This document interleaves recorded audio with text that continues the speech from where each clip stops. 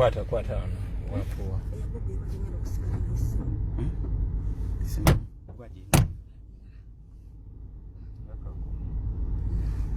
Mkwate okute face yo. Gwinge yange eringe tali live. No bya no live. Kwetu bwebirange live. Oli live.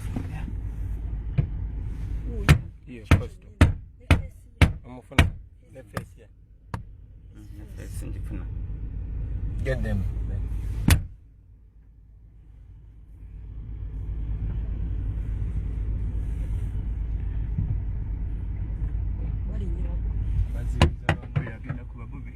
Protect yourself.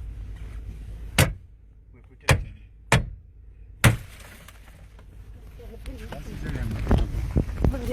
you.